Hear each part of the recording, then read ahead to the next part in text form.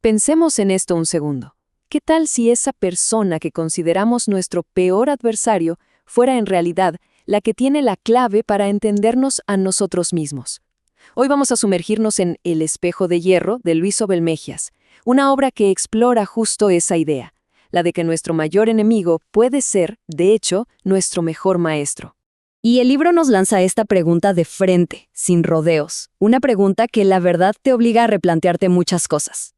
¿Y si el mayor enemigo fuera el verdadero maestro?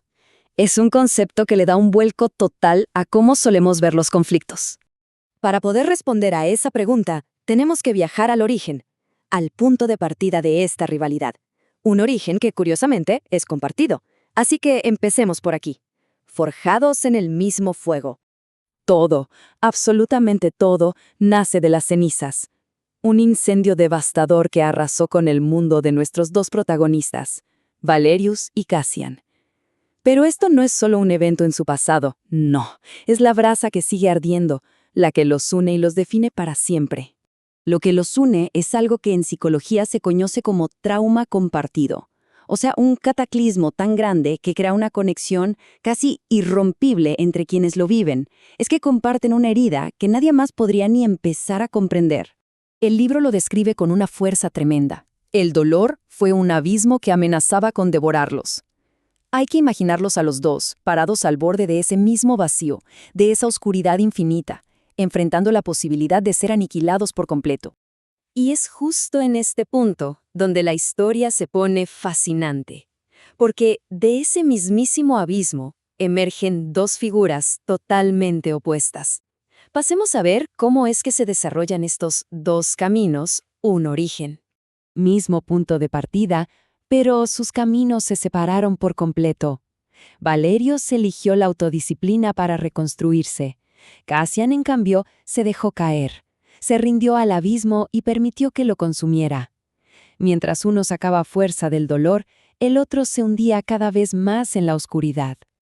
Y miren, estas imágenes lo capturan a la perfección. Vemos a Valerius avanzando como si caminara hacia la luz, con la vista puesta en el futuro.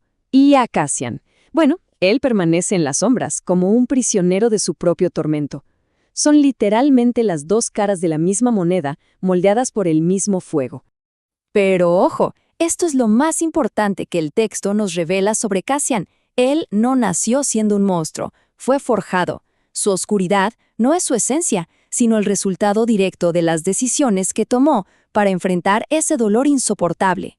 Y esa dualidad, esa idea de las dos caras de la moneda, nos lleva directamente al corazón de la obra, a la metáfora del espejo.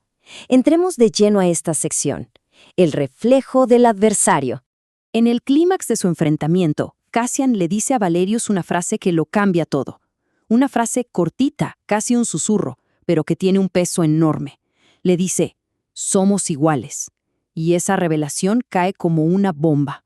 ¿Qué significa esto? Significa que cuando se miran el uno al otro, cada uno ve a la persona en la que pudo haberse convertido. Valerius ve en Cassian la oscuridad que casi lo devora a él. Y Cassian ve en Valerius la fuerza a la que renunció. Ese es el espejo de hierro. Entonces, ¿qué es lo que enseña este enemigo maestro? Bueno, según la filosofía del libro, revela nuestras vulnerabilidades más profundas, esas que escondemos. También nuestras fortalezas, las que ni sabíamos que teníamos. Y nos muestra esa capacidad para el bien y para el mal que todos llevamos dentro. Pero sobre todo, nos obliga a mirar de frente la verdadera naturaleza de nuestras decisiones. Y esa confrontación con nuestras propias decisiones es lo que nos lleva a la conclusión final sobre quiénes somos en realidad. A la última parte, la decisión final, héroe o monstruo. Y este es el núcleo de la historia. Las circunstancias, por más terribles que sean, no nos definen. Son nuestras decisiones las que lo hacen. El fuego, el abismo, la tragedia, todo eso es solo el escenario. Pero la elección de cómo respondemos es lo que forja nuestro carácter y, al final, nuestro destino. Todo este viaje se podría ver en 3 momentos clave. Primero, el encuentro con el abismo, o sea, el trauma. Segundo, la decisión crítica, ese punto de inflexión donde se elige un camino u otro. Y tercero, la forja de una identidad, que es el resultado de mantener esa decisión a lo largo del tiempo. Y si volvemos a pensar en Cassian con esto en mente, vemos algo nuevo. Para él, el abismo no fue solo una amenaza, fue una invitación a una forma diferente de poder. Y en un sentido bastante retorcido, su resiliencia fue sobrevivir, adaptarse a esa oscuridad para no ser destruido. Y esto nos deja con una pregunta final que resuena con una fuerza increíble. Cuando el dolor es tan profundo que se siente como un abismo, ¿es una amenaza que hay que superar? ¿O es una invitación a la que hay que responder? La respuesta, quizás, podría definirlo todo.